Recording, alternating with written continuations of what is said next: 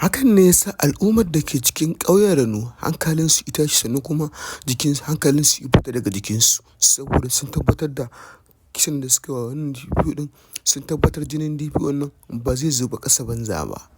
Wannan dalilin ne isa Malam Musa Asadu Sunna ya fito ya saki wannan bidiyon, kuma yake ƙara musu tsokaci, ma'ana jan kunne, saboda san inda yake musu ciwo.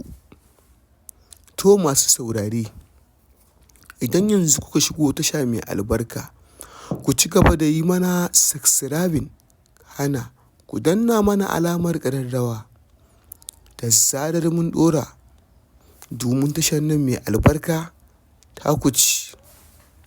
Wasu batutuwa da suke ta yawo a shafukan sada zumunta bisa yadda shugaban kakakin 'yan sandan Najeriya yake cewa jinin da aka zubar a wannan nan DPO ɗin, ya ce ko da mutanen Rano za su rasa ransu sai dai su rasa, amma duk wanda aka fuskanci da sa hannunsa a kashe DPO, ya ce har iyayensa ma ya jazawa, ba ma iyakansa ba.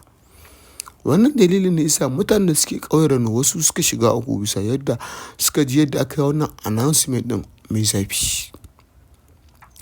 Ku tsaya ku ji gaskiyar abin da ya sa DPO ɗin aka kashe shi a Rano. Don mutanen da suke faɗa muku wani gaskiya suke faɗa, wasu kuma gaskiyar ba gaskiya suke faɗa ba, suna amfani da kawai son kansu, kuma suna faɗan son zuciyar tasu.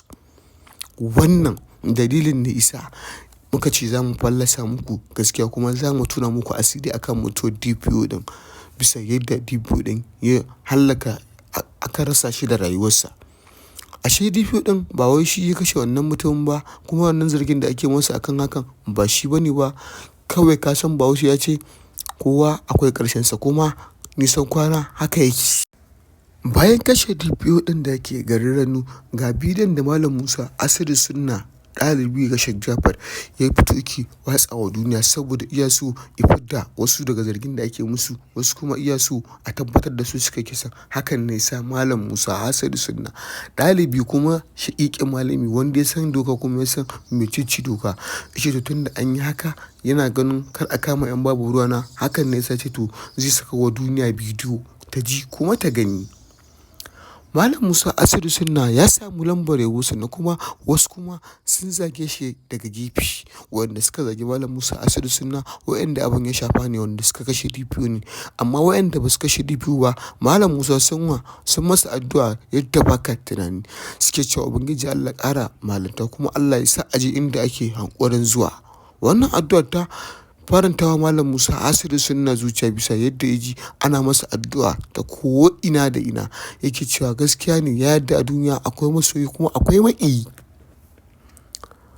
'Yan daban da suke ƙauyen Rano sun fito suna maganganu, sun ce su ba da sa hannunsu aka kashe DPO ba, sannan kuma ba su yi jagoranci akan a kashe DPO ba.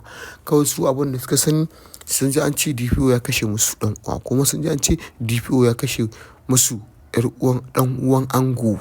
Wannan dalilin da sa suka ɗauki mummunan mataki har suka kashe DPO. DPO ɗin kan yarsu ya ba da wasiya, ku tsaya ku ji wasiyar da DPO ya bayar kan ya ce gagarinku nan. Ya ce in dai za a mai adalci, kuma za a masa bilaƙi da gaskiya, inda yake kamantawa yake gaskiya, ya ce kar a bari jinin shi zuba ƙasa a banza. Wannan furcin nashi ne ya jijjiga kakakin 'yan sandan Najeriya kuma da na jihar Kano, wato Abdullahi Haruna Kiyawa. Suka ce sun ɗau mai alƙawari jininsa ba zai zuba ƙasa banza ba. Abdullahi Haruna Kiyawa ya fito ya yi tsokaci mai zafi bisa yadda wayannan 'yan daban suka kashe DPO, sannan kuma ya ce duk inda ake wa DPO ɗin kyakkyawan zato, mutum ne wanda ake masa kyakkyawan zato, amma gashi babu laifin bari babu na baƙi, sun raba shi da duniya baki ɗaya.